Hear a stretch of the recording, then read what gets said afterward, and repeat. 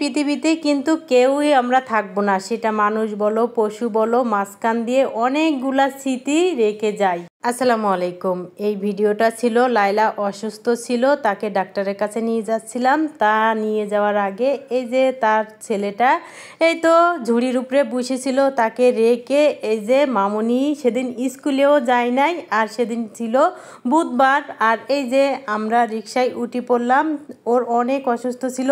হঠাৎ করে এই অসুস্থতা কিসের জন্য হইলো বুঝতে পারলাম না, আমার অজান্তে অসুস্থ হয়ে গেল। আসলে হয়তো ও থাকবে না, এই জন্য আমি হয়তো কিছুই বুঝতে পারি নাই। আর এই তো চলে আসলাম পশু হাসপাতালে। আর এই তো এখন আমরা রিকশা থেকে নেমে যাচ্ছিলাম ডক্টরের কাছে, কিন্তু ডক্টর ছিল না, যেহেতু লাঞ্চের টাইম ছিল এই জন্য লাঞ্চ করার জন্য চলে গিয়েছিল।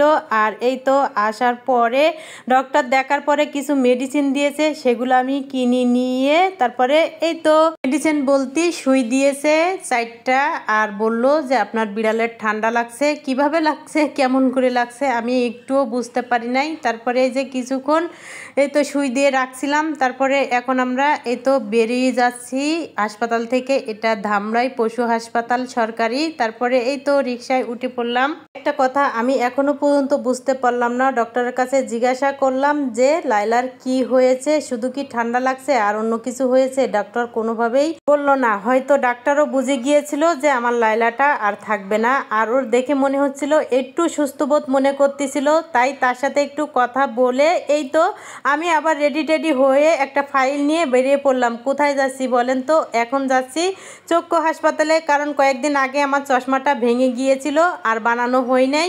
আর ডাক্তার দেখাইছিলাম কিন্তু চশমা বানানো হয় নাই। তারপরে এই তো এসে দেখতেছিলাম এখানে ফ্রেম, আর ফ্রেমগুলা আমার একদমই পছন্দ হচ্ছিল না, তা কি করার। তারপরে এখানে এই তো কিছু ফ্রেম আমি টাইল দিয়ে এখানে দেখতেছিলাম, আর ফাইনালি আমার 2টা ফ্রেম একটু পছন্দ হয়েছে, এই যে এই 2টা।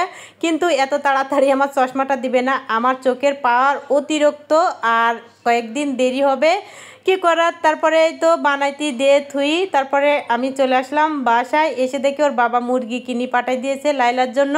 আর আমি আসার সময় এই তো আমার আম্মাজান অনেক সাগর কলা পছন্দ করে, তাই আমাকে বলে দিয়েছিল যে আম্মু আসার সময় কলা কিনে আনবা, আমি দুধ দিয়ে কলা দিয়ে ভাত খাবো। তাই এখানে এই তো বড় দেখে 1 ফানা কলা এখানে কিনে আনলাম, আর এখন আমি তাকে খেতে দিব।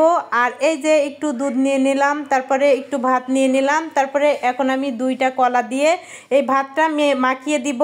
আর মাখিয়ে যদি দেওয়া হয় তাহলে কিন্তু সম্পূর্ণ খাবে, আর নিজে যদি মাখাই খায় তাহলে কিন্তু ভাত অর্ধেকটা রেখে দেবে।